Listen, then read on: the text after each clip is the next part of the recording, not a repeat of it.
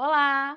Hoje nós vamos aprender sobre noções básicas para você desenvolver um projeto 3D. Para você fazer um projeto 3D de qualidade, bem pensado, você precisa saber medidas que são padronizadas, tá? Algumas dimensões que nós precisamos respeitar para poder fazer toda a configuração do layout do nosso projeto, ok?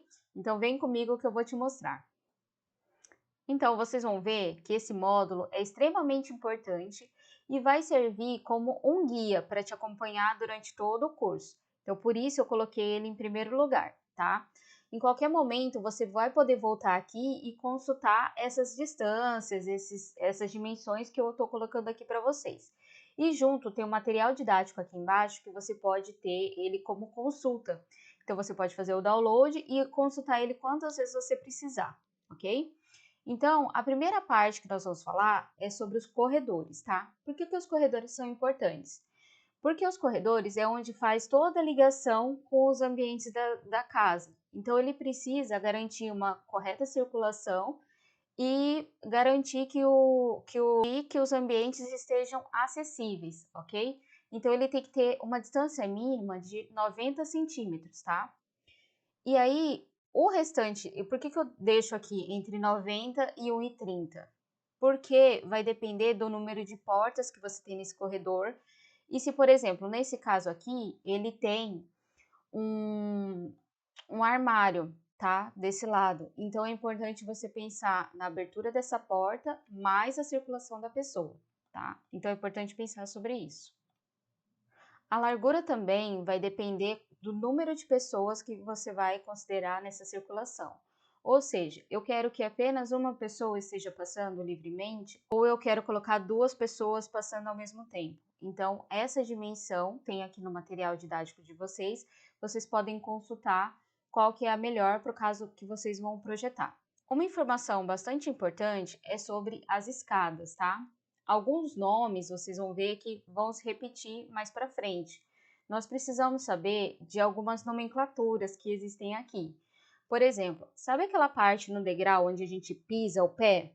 Quando você pisa o pé, aquela profundidade do degrau se chama cobertor, tá? Também utiliza o nome de piso, que nada mais é do que a largura do passo, tá?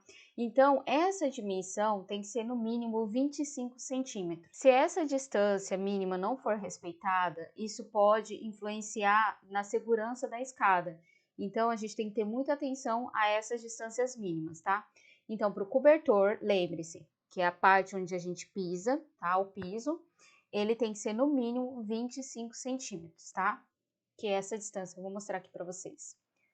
Que é essa distância aqui, ó, que vai daqui até aqui, que é essa linha vermelha que eu tô fazendo. Outra medida importante que a gente precisa saber aqui é a largura dessa escada, tá? Para habitações, essa largura mínima, ela tem que ser de 80 centímetros, tá? Para habitações unifamiliares. Então, imagina, eu tenho uma casa e nessa casa eu tenho dois pisos. Eu tenho o piso 0 e tenho o piso 1, que é o de cima. E aí eu vou ligar esses pisos com uma escada, como é óbvio. E essa escada, para o interior dessa habitação, tem que ser no mínimo 80 centímetros, ok? Se for em casos, imagina, de uma casa de vários apartamentos, né? Vamos imaginar um duplex. Então, eu tenho no duplex, lá dentro do duplex, do apartamento, é 80 centímetros. Mas a escada de fora, onde eu acesso o condomínio, e eu tenho vários apartamentos, ele tem que respeitar uma largura mínima de 90 centímetros, tá? E aí, esse valor, ele vai variar consoante a quantidade de apartamentos que terão naquele local, tá?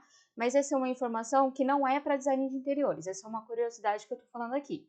O importante é você saber que a largura da escada para habitações é no mínimo 80 centímetros. É o valor que a gente tem que obedecer.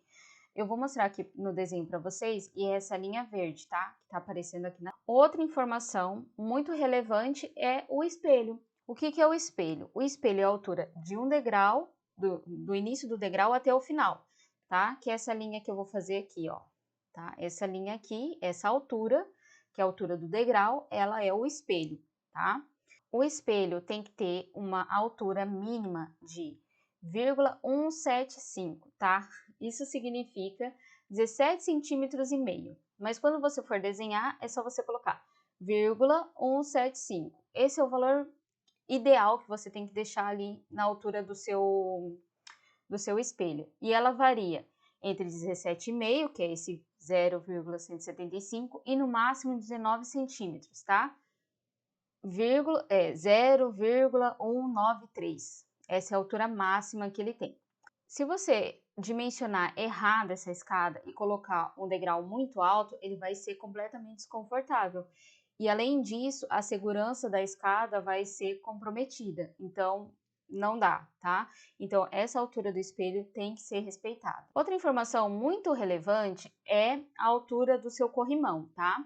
A gente precisa do apoio da mão para poder subir a escada. E esse apoio ideal, ou ergonomicamente correto, é de 90 centímetros, tá? Então, você considera ele do piso mais baixo e você sobe ele 90 centímetros. E lá no piso do patamar, que eu já vou mostrar para vocês o que é patamar, você também deixa os 90 centímetros. E aí, você vai fazer a ligação entre um ponto e o outro e vai ter o corrimão, que é aquela parte onde a gente segura para poder subir a escada. Então, vamos lá, o patamar. O que é o patamar? O patamar é, você faz um lance de degraus e depois você precisa de um espaço de descanso, tá? E aí, esse espaço de descanso é o patamar, ok? E esse patamar, ele tem que ter uma largura, tá? Se a largura da sua escada é 80 centímetros, essa profundidade também tem que ser 80 centímetros. Então, por isso que eu coloquei aqui em cima essa informação. Patamar A, a distância do A é igual a do B, ok? Então, vocês têm que respeitar isso. No patamar, a distância que eu colocar na largura, que é 80 centímetros, que é a distância A, vai ser a mesma que eu vou colocar na B, ok? Tem sempre que ter essa dimensão. Outra informação aqui bastante relevante que a gente usa sempre é o pé direito, tá?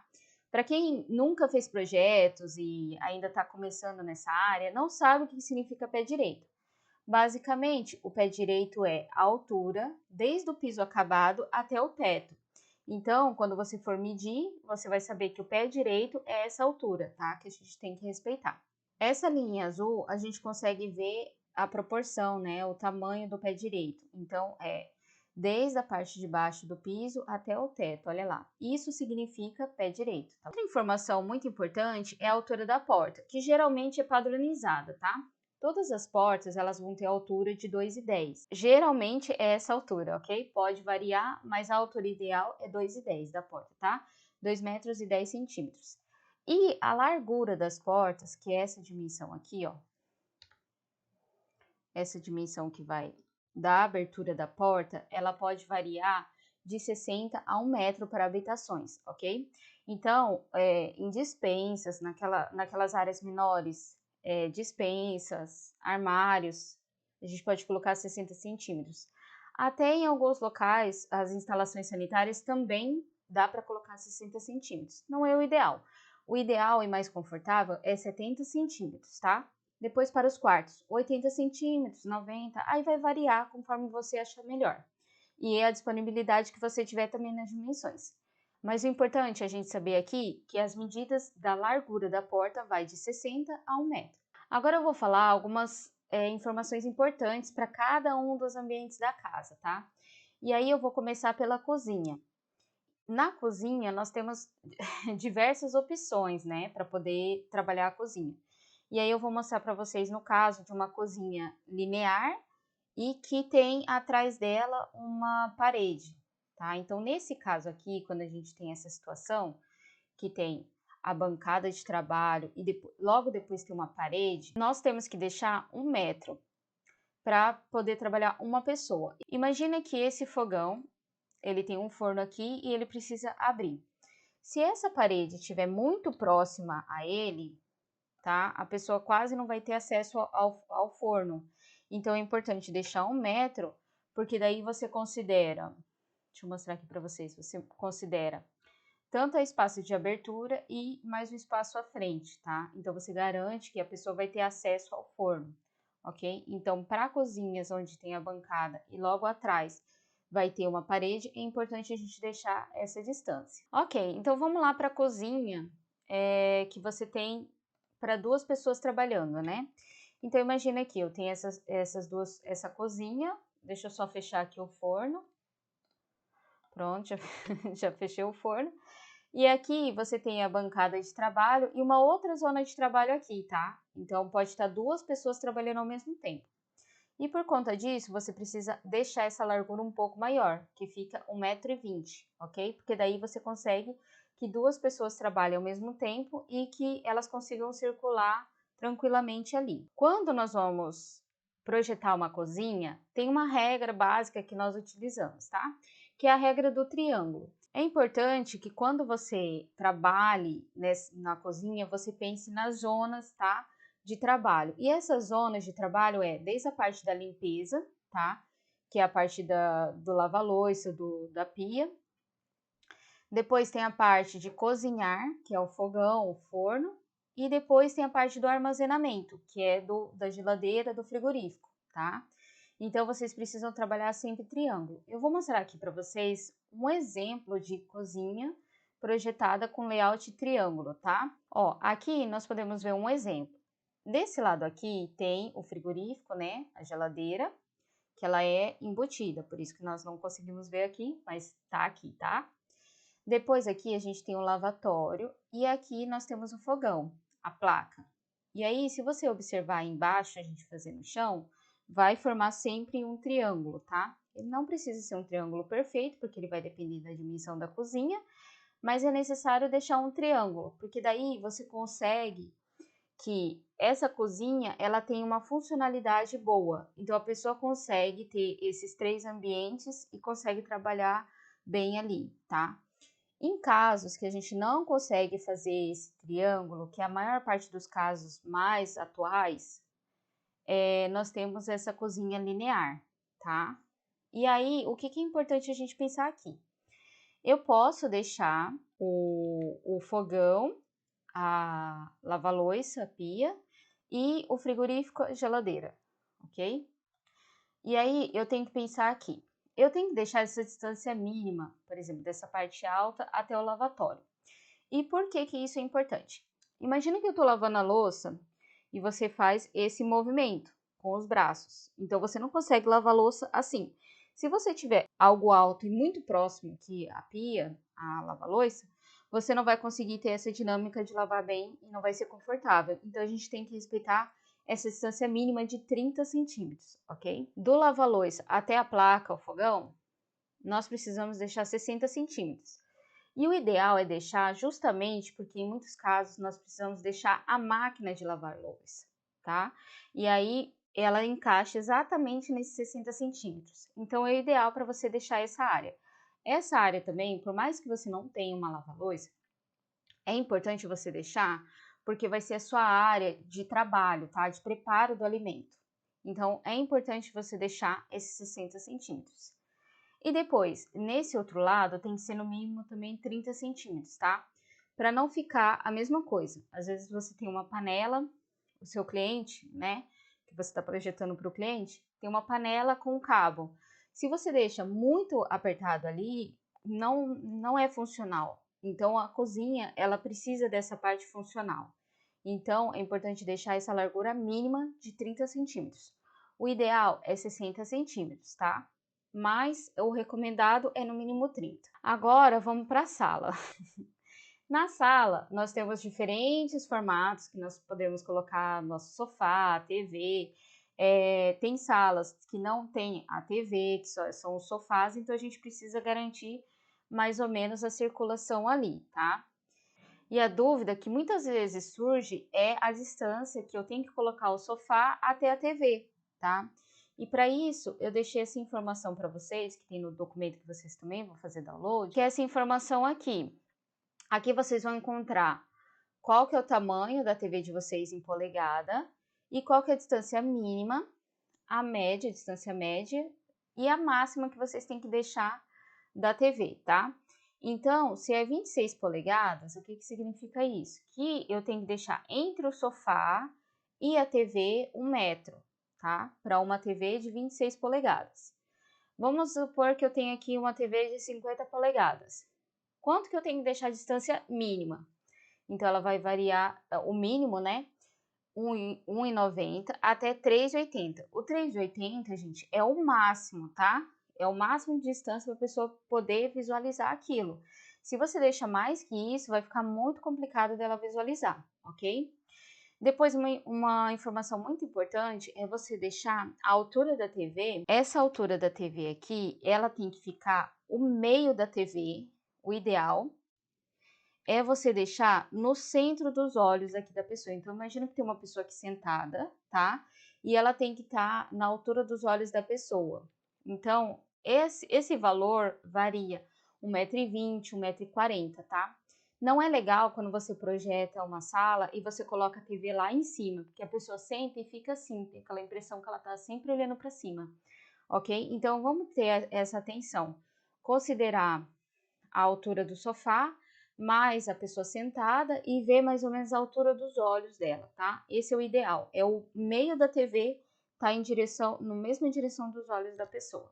Isso é o ideal para você garantir esse conforto ao assistir a televisão, ok? Então vamos lá, a gente já viu cozinha, sala e agora a gente vai para a sala de jantar. Na sala de jantar, nós temos que ter atenção ao espaço que essas cadeiras vão ocupar, ok? Então, eu deixei aqui 60 centímetros. O que é esses 60 centímetros? É a distância que a pessoa vai fazer ao levantar da cadeira e ao sentar, tá? Já sentaram em alguma mesa que você quase não consegue se mexer para trás? Então, é isso que eu tô falando. Vocês precisam deixar um espaço mais ou menos para a pessoa poder arrastar e poder levantar, tá? Se você não deixa esse espaço, a pessoa tem que meio que sair de lado, arrastar a cadeira, e isso não é legal, tá? Então, o ideal é você deixar pelo menos esses 60 centímetros. Depois, se ele tiver uma parede para trás, e imagina, tem alguém sentado e quer passar aqui atrás, tem que deixar um pedacinho mínimo, sabe, para a pessoa poder passar. Ou então, nesse caso aqui, onde eu tenho a cadeira e tenho um móvel aqui atrás, tá? Então, para não correr o risco de arrastar a cadeira e ela bater naquele móvel, deixar uma distância entre a mesa e o início desse aparador, 80 centímetros, tá? No material, vocês vão ver que esse valor vai variar. Eu deixei vários documentos que vocês podem consultar aqui embaixo, tá? No final do arquivo PDF de vocês, vai ter as referências e alguns sites que vocês vão poder clicar no link e ir diretamente para o documento, tá? Então, se você precisar consultar, é só olhar aquele documento e o documento próprio de vocês, tá? Aqui também atrás eu deixei essa circulação entre 1,30 e 1,5. Por quê? Porque aqui eu tenho um espaço que eu tenho que deixar da pessoa e eu também tenho que ter uma circulação aqui atrás para as pessoas andarem, circularem, tá? Então é importante deixar essas distâncias, porque aqui é o corredor principal que vai ligar a essa outra sala. Então é importante eu deixar um espaço maior. Já nos quartos, a principal circulação que é ideal deixar é sempre deixar a cama no centro e nas laterais, no mínimo, tá? 60 centímetros, que é o espaço da mesinha de cabeceira. E esse espaço, ele também serve para o acesso, para a pessoa, do acesso da pessoa à lateral da cama, tá? Nunca, gente, nunca se deve encostar uma cama de casal na parede, tá? Por quê? Porque senão a pessoa não tem acesso. Então, para você deixar uma circulação mínima mínima mesmo, menos que isso não dá, tá? 60 centímetros. Do outro lado aqui, nesse exemplo, vocês podem ver que eu deixei um espaço um pouco maior. E por que eu fiz isso? Porque aqui eu tenho um roupeiro, tá? O roupeiro, se ele for porta de abrir, eu tenho que considerar esse espaço de abrir e mais a pessoa posicionada à frente. Então, é necessário deixar no mínimo 1 metro, ok? E na frente da cama até a parede eu deixei 80 centímetros, tá? Isso é uma circulação mínima, então a gente sempre tem que pensar nessa circulação para que essa área que nós estamos projetando seja funcional. Por fim, eu separei aqui um layout de banheiro, tá? De casas de banho, instalações sanitárias para ficar mais universal aqui. Então, os valores mínimos que eu preciso deixar. Eu tenho que deixar 80 centímetros para a bancada, para lavatório, né? 80 centímetros do sanitário. Por quê? Porque a pessoa, quando ela senta ali, ela precisa ter o espaço para se mexer. Não dá para sentar e ficar assim. Então, a pessoa precisa ter esse espaço. Então, o mínimo recomendado é esses 80 centímetros, tá? Depois, essa largura da base do duche, é ideal deixar 80, justamente em alguns casos, como aqui em Portugal, a legislação pede que, se for necessário instalar uma banheira, que ele tem que ter esse espaço.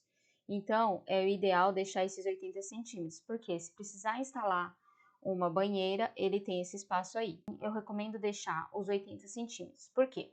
Quando você vai tomar banho, você vai lavar a cabeça, você precisa ter esse movimento, tá? Aqui vocês conseguem ver eu fazendo. Então, para você ter esse movimento livre, o ideal é você deixar os 80 centímetros para você não ter que bater dos lados. Ou muitas vezes ter que entrar igual um pinguim para tomar banho, aí depois sai, lava a cabeça, depois volta, enxágua. Então não dá, tá? Então, o mínimo 80 centímetros, porque é o ideal.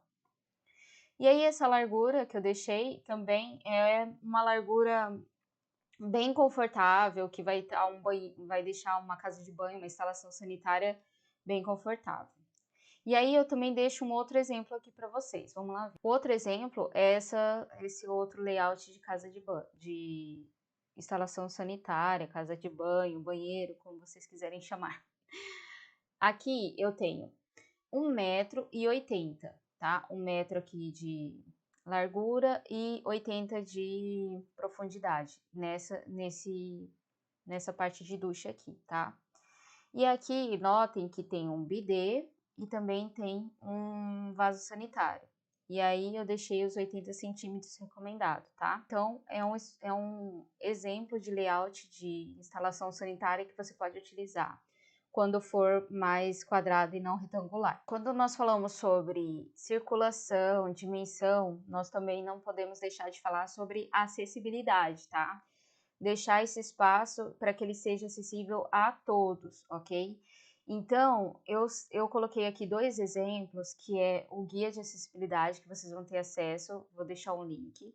No final do PDF de vocês, vai estar lá embaixo os links, tá? E o link de cada um deles, é só você clicar em cima e ele já vai abrir. São conteúdos abertos e gratuitos, então é só clicar para você consultar. Então, aqui eu tenho o guia de acessibilidade, tá? Que é daqui de Portugal, que ele tem várias informações, tá? Que vocês podem ver aqui. E também, para quem está no Brasil, eu deixei essa opção que é a NBR 9050, tá? Que ela regulamenta também a parte de acessibilidade. Então, eu vou deixar esses 2 documentos aqui. Então, vamos fazer o resumo dessa aula. O que nós aprendemos hoje aqui sobre noções básicas para projetos 3D? Nessa aula, nós vimos sobre as dimensões mínimas que nós precisamos para a parte de circulação, tá?